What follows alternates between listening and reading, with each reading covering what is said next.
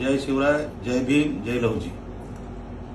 मी प्रामाणिकपणानं काम करत असताना एका सामाजिक मागणीसाठी अनेक वर्षापासून मातंग समाजाच्या व 59 जातीच्या वंचित समाज घटकांचा सर्वांगीण विकास व्हावा यासाठी अनेक वर्षापासून उपवर्गीकरणाची मागणी मीही करत होतो, अनेक सामाजिक संघटना करत होत्या आणि त्यामध्ये प्रामुख्यानं खरं तर पंजाबच्या माध्यमातून, पंजाब सरकारच्या माध्यमातून, तिथल्या जन आंदोलनाच्या माध्यमातून एक रिट पिटिशन दाखल झालं आणि सुप्रीम कोर्टाच्या माध्यमातून संबंध भारत देशातील राज्यांना या उपवर्गीकरणाच्या बाबतीमध्ये खऱ्या अर्थानं अनुसूचित जातीतल्या वंचित समाज घटकाचा विकास व्हावा आणि उपवर्गीकरण व्हावं अशा पद्धतीची सूचना, निर्देश प्रत्येक राज्याला दिलेले आहेत आणि प्रत्येक राज्यापैकी अनेक राज्यांनी, मग त्याच्यात पंजाब असेल, हरियाणा असेल, तेलंगणा असेल, कर्नाटक असेल, केरळ असेल, अशा अनेक राज्यांनी त्या ठिकाणी त्याला मंजुरीही दिलेली आहे, उपवर्गीकरण लागू झालेलं आहे. अशाच पद्धतीनं महाराष्ट्र सुद्धा त्या ठिकाणी बदल समिती स्थापन करून त्या ठिकाणी माजी न्यायाधीश अनंत बद्दर यांच्या अध्यक्षतेखाली बदल समिती स्थापन झाली आणि त्या समितीचा फक्त अहवाल गेलेला आहे, शासनानं तो मागवलेला आहे. मग आमची अपेक्षा एवढीच होती की उपवर्गीकरणाचा लढा आम्ही लढत असताना जर सुप्रीम कोर्टानं निर्देश दिले असतील तर या समाजाचा तुम्ही अभ्यास करा आणि वंचित असलेल्या समाजाला न्याय मिळाला पाहिजे, म्हणून त्या ठिकाणी उपवर्गीकरण लवकर लागू करा एवढीच मागणी माफक त्या ठिकाणी आम्ही समर्थनात उतरलोय. आणि संबंध राज्यामध्ये सामाजिक कार्यकर्त्याचे वेगवेगळ्या ठिकाणी आंदोलन होत आहेत. मी कालही त्या ठिकाणी आंदोलन केलं, ह्याच्या अगोदर पोतराजाचं आंदोलन केलं. आमदार असताना सुद्धा मला रस्त्यावर मातंग समाजासाठी व इतरत्र मागण्यासाठी मला रस्त्यावर उतरावं लागलं. मग या ठिकाणी आज आमची जर मागणी पूर्ण होत असेल तर त्याच्या समर्थनात आम्ही उतरू नये का? मी या ठिकाणी बोलत असताना अत्यंत माझ्या बोलण्याचा विपर्यास करून चुकीच्या पद्धतीनं मला तरी एवढी लाज वाटायला लागली आहे स्वतःला सुद्धा. जर कोणी लोक परमपूज्य डॉक्टर बाबासाहेब आंबेडकरांचे जे वंशज आहेत, आज आमचा तो स्वाभिमान आहे, बाबासाहेब आमची ही देण आहे, ही आमच्यासाठी देवापेक्षा सर्वात मोठं काही जर आधार असेल तर ते परमपूज्य डॉक्टर बाबासाहेब आंबेडकर आहेत आणि त्यांचे वंशज म्हणजे माननीय प्रकाश बाबासाहेब आंबेडकर आणि आनंदराज आंबेडकर साहेब आणि अधूनमधून आमचे नेते रामदास आठवले साहेब यांच्या बाबतीमध्ये मी प्रकर्षाने त्यांच्यासोबत काम करत असताना, भेटी घेत असताना 2019च्या निवडणुकीमध्ये माननीय प्रकाश आंबेडकर साहेबांनी वंचित बहुजन आघाडी काढली आणि त्या वंचित बहुजन आघाडीच्या माध्यमातून त्यांच्या मॅनिफेस्टोमध्ये अशा पद्धतीचा जाहीरनामा काढला की अनुसूचित जातीसाठी उपवर्गीकरण लागू झालं पाहिजे. असं जर समर्थन प्रकाश आंबेडकर साहेबांनी जर मागणी केली असेल तर माझं काय चुकलं की त्या ठिकाणी प्रकाश आंबेडकर साहेबांनी अनुसूचित जातीच्या उपवर्गीकरणासाठी जाहीरनामा काढला आणि ते जर मागणी जाहीर सभेमध्ये येऊन करत असतील तर माझ्यासारख्या मातंग समाजाच्या वंचित असलेल्या समाज घटकाचा सर्वांगीण विकास होण्यापासून राहिलेला आहे आणि त्याचा प्रगतीपथावर यावं, त्याला समानता प्रस्थापित व्हावी म्हणून जर मी त्या ठिकाणी जर आवाज उठवत असेल आणि त्या ठिकाणी समर्थनात बोलत असेल, माझ्या तोंडून काय गेलंय ते तरी तुम्ही बघा. लातूरकरांचीच मीडिया आहे, त्या ठिकाणी मी फक्त एकच म्हटलं की तुम्ही फक्त मातंग समाजावर आरोप करू नका, मातंग समाजाला एकट्याला दोष देऊ नका. 59 जातीच्या उपवर्गीकरणासाठी संबंध भारत देशाच्या राज्याला निर्देशित केलेला आदेश आहे आणि त्याचा तुम्ही अभ्यास करा. कशाला तुम्ही मातंग समाजाच्या बरोबर विरोध करताय? कशाला तुम्ही मातंग समाजाला दोषी ठरवताय? कशाला सुधाकर भालेरावला दोषी ठरवताय? त्याची माहिती घ्या, माहिती घेऊन मग आम्हाला दोषी ठरवा, बोला. हे काय चुकलं का माझं? त्याचा अभ्यास करा आणि मग आम्हाला दोषी ठरवा. हे माझं शाब्दिक रूपानं जर अभ्यास करा. आनंदराज आंबेडकर साहेबांना माझी विनंती आहे की मी तुम्हाला कुठलीही शिक्षण शिकवणारी पद्धत म्हणून अभ्यास करा म्हटलेलं नाही. मी अजून त्या शब्दाचा विपर्यास करून आनंदराज आंबेडकर साहेबांच्या नावाखाली काही जर दारू बेवडे व्यसनाधीन असलेली लोक त्या ठिकाणी जर सोशल मीडियाचा चुकीचा वापर करून त्या ठिकाणी तथागत गौतम बुद्धाच्या विचाराला अहिंसात्मक विचार बाबासाहेबांनी धम्माचा स्वीकारलेला आहे आणि त्या धम्माच्या विचाराचे वंशज म्हणून आनंदराज आंबेडकर साहेब आहेत, प्रकाश आंबेडकर साहेब आहेत आणि त्यांच्या घराण्याच्या नावाखाली जर संजय बनसोडेसारखा एखादा माणूस त्यांच्यासोबत फोटो काढणारा, त्यांच्यासोबत राहणारा कार्यकर्ता जर मला धमकी देत असेल, माझ्या तोंडाला काळं लावतो म्हणत असेल, मला शाई फेकतो म्हणत असेल, काय कळणार आहे तुम्हाला शाईचं महत्व? संजय बनसोडे साहेब, शिकवा त्या कार्यकर्त्याला तुमच्या जवळच्या. तुम्हाला जर राजकारण जर आंबेडकर परिवाराच्या नावाखाली, वंशजाच्या नावाखाली सुधाकर भालेरावला जर तुम्हाला हाणामारी करायची असेल, सुधाकर भालेराववर जर हमला करून त्याला जर नुकसान करायचं असेल, जीविताला धोका निर्माण करायचा असेल, माझा खून करायचा असेल, तर तुम्ही कशाला खून करताय? मीच जातो आनंदराज आंबेडकर साहेबांच्या घरी, मीच जातो राजघरावर प्रकाश आंबेडकरांच्या घरी आणि सांगतो की मी काय चुकीचं बोललोय साहेब, सांगा तुम्हाला. कुठला अभ्यास करा म्हणून सांगितलाय मी तुम्हाला? मी तुम्हाला फक्त एकच सांगितलं की सुप्रीम कोर्टाने दिलेले जे निर्देश आहेत, हे निर्देश तुम्ही वाचून बघा, अभ्यासून बघा आणि मग आम्हाला दोष द्या की हा मातंग समाजाचा एकट्याचा लढा आहे का उपवर्गीकरणासाठी सबंध 59 जातीचा लढा आहे, अनुसूचित जमातीचा लढा आहे, एकट्या शेड्यूल कास्टचा सुद्धा नाहीये.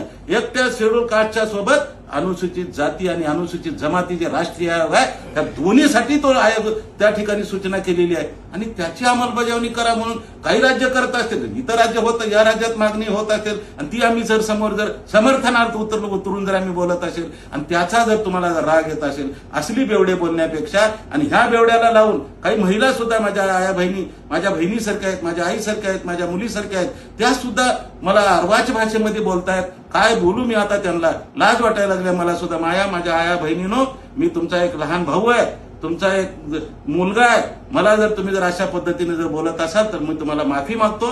मी तुमच्या सर्वांना विनंती करतो, हे तथागत गौतम बुद्धाची शिकवण नाही. हा निळा वाद या ठिकाणी मला तरी मान्य होणार नाही. खऱ्या अर्थानं आम्ही भगव्या वादामध्ये पीडित होतो असं आम्ही समजत होतो. आता निळा वाद कुठे आम्हाला न्याय देतोय? हीच अहिंसा आहे का? हीच हिंसा करून तुम्ही आम्हाला लहान भाऊ मोठा भाऊ म्हणून आम्ही एकमेकाची तडजोड करण्याचा प्रयत्न करतोय आणि तुम्ही अशा पद्धतीने जर बोलत असाल तर माफ करा. मी आनंदराज आंबेडकर साहेबांना हात जोडून विनंती करतो, प्रकाश आंबेडकर साहेबांना मी हात जोडून विनंती करतो, मी तुमच्याकडे घरी येणार आहे. मला तुम्ही त्या ठिकाणी काय शिक्षा द्यायची आहे ते द्या, कुठल्या बाईट तुम्हाला बोलवायची आहे ती बोला. जर तुमच्यामध्ये जर दोषी आढळलो तर मला राजघराच्या समोर बाबासाहेबांच्या साक्षीनं, मला तथागत गौतम बुद्धाच्या साक्षीनं मला त्या ठिकाणी फाशी द्या, मी फाशी घ्यायला तयार आहे. परंतु हे माझ्यावर होत असलेले आरोप, माझ्या राजकीय सामाजिक जीवनावर, माझ्या परिवारावर अशा पद्धतीचं जर तुम्ही लांछनास्पद बोलत असाल, मी काही पोतराज नाहीये. पोतराज कशासाठी झालो याची तरी माहिती घ्या. मी आता मला मिळत सुद्धा नव्हता. मी जे केलेलं आंदोलन माझ्याकडे सुद्धा त्याचा डाटा नव्हता. परंतु बरं झालं तुम्ही एवढ्या लवकर कामाला लागलात की माझे केलेले कामं मला माहित नाहीत, परंतु तुम्ही काढून दिलं. आता मी माझ्या फेसबुकवर आणि माझ्या इंस्टाग्रामवर टाकतो, ते ऐका. माझ्या महाराष्ट्राच्या सर्व समाजाला सुद्धा माझी विनंती आहे की काय पोटतिडकीनं हा सुधाकर भालेराव समाजासाठी काम केलाय ते सुद्धा ऐका आणि त्याचं हे फलित आहे. आज हे उपवर्गीकरण होतंय, हे सुधाकर भालेरावच्या माध्यमातून देण आहे आणि ती देण आज आम्हाला जर मिळत असेल, आम्ही त्याच्या समर्थनार्थ जर बोलत असेल म्हणून जर तुम्हाला जर राग येत असेल तर हा काही मला देण्याचा आणि माझी सही चालण्याचा अधिकार नाहीये. राज्य सरकार ठरवेल काय करायचे. तुम्ही सांगा त्या राज्य सरकारला करायचं आहे का नाही ते तुम्ही सांगा. तुम्ही नाही म्हणत असाल, आम्ही द्या म्हणत असेल, फरक एवढाच आहे. शेवटी राज्य सरकार निर्णय घेईल. आनंदराज आंबेडकर साहेब, मी तुमचा दोषी नाहीये. मी प्रकाश आंबेडकर साहेबांचा दोषी नाहीये, रामदास आठवले साहेबांचा दोषी नाही. रामदास आठवले साहेबांनी सुद्धा सांगितलं की अनुसूचित जाती जमातीला या ठिकाणी म्हणजे जातीला उपवर्गीकरण मिळालं पाहिजे. तुम्ही सगळी समर्थनात बोलत होतात आणि आता कुठली काय तकलीफ व्हायला लागली आहे की तुम्ही आता स्पष्ट नकार देताय की विरोध करताय. विरोध करा, हरकत नाही, परंतु हा मातंग समाजासाठी एकट्यासाठी विरोध करत असाल तर हे कुठंतरी उचित वाटत नाही.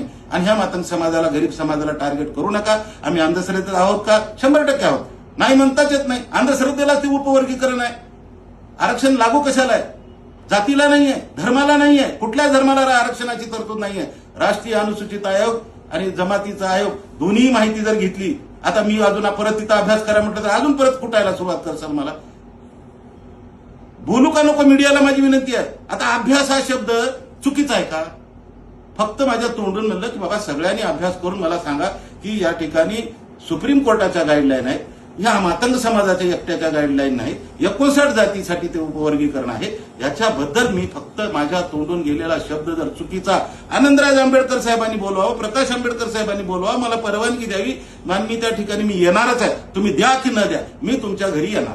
मला फालतू लोकांना कामाला लावून संजय बनसोडे सारख्या, राजकुमार बडोले सारख्या ह्या बदमाश व्यवस्थेतून जर बेवड्याना कुठल्या तरी तरुणाला ज्याला हाताला काम नाही, त्याला काही लांगूल चालन करून, त्याला काही पैसे देऊन, त्याला दारू पाजून माझ्यावर आरोप करण्यापेक्षा, माझ्या गाड्या फोडण्यापेक्षा, माझ्यावर खुनाचा हमला करण्यापेक्षा, माझ्यावर शाई फेकण्यापेक्षा, बाबासाहेबाच्या लेखणीची शाई आहे, शाई फेकायचा अधिकार तुम्हाला नाही. पाप लागेल तुम्हाला जर शाई फेकाल तर.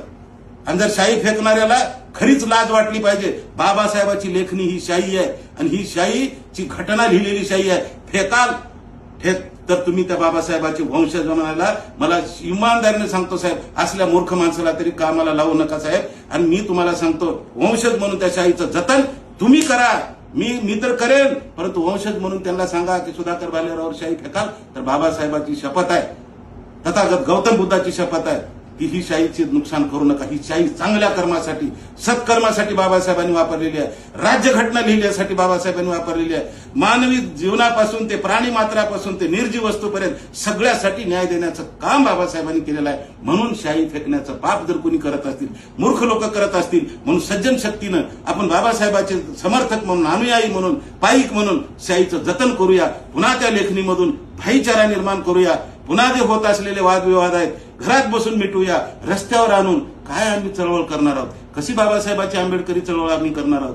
राहिला प्रश्न ते आरक्षण मिळेल न मिळेल हा नंतरचा विषय. फक्त सुधाकर भालेरावला खतम करायचं असेल, सुधाकर भालेरावला धमक्या द्यायच्या असतील, सुधाकर भालेरावला जीवितहानी पोहोचवायची असेल तर संजय बनसोडे साहेब जरा आवरा.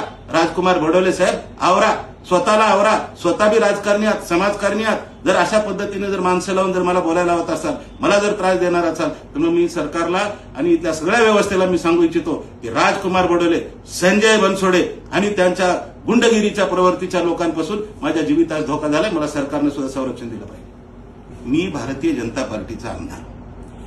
संघ परिवाराशी आमचे कार्यक्रम असल्यानंतर त्या ठिकाणी लोकप्रतिनिधी आणि नेत्यांनी पाचारण केलं जातं. त्या ठिकाणी संघाच्या माध्यमातून चांगली शिकवण आम्हाला मिळाली होती आणि त्या संघाच्या चांगल्या शिकवणीमध्ये आम्हाला कधी कधी त्यांनी दुजाभाव केला नाही. कुठली काही समरसता नावाची संघटना त्या ठिकाणी चालते, त्याच्यामध्ये खूप चांगलं काम मी त्या ठिकाणी केलेलं आहे. आता काही लोक, ह्या लोकांचीच मला किंवा येते. सगळे पूर्वाश्रमीचे महार, आजचे बौद्ध नवबौद्ध संघामध्ये काम कितीतरी लोक काम करतात. फक्त सुधाकर भालेरावचा आदरणीय पूजनीय मोहन भागवत सरांसोबत साहेबांसोबत जर माझा जर फोटो बघितला असेल आणि त्याची जर तुम्हाला जर तकलीफ होत असेल तर काय त्याच्यात माझा दोष आहे माझा सांगा, काय माझी त्याच्यामध्ये चूक आहे सांगा. जर त्या ठिकाणी संघामधून काही आम्हाला चांगलं शिकायला मिळते का, आम्ही ते बघितले आणि शिकलोही. काही चांगले गुण आम्ही त्यांचे घेतलेत आणि त्या गुणाच्या माध्यमातून एकदा सोडून दोनदा आमदार मी मला भारतीय जनता पार्टीने केले. मी त्यांचे काही उपकार थोडेच विसरू शकणार आहे, परंतु निश्चित रूपाने त्यांनी कधीही आम्हाला चुकीची शिकवण दिलेली नाही.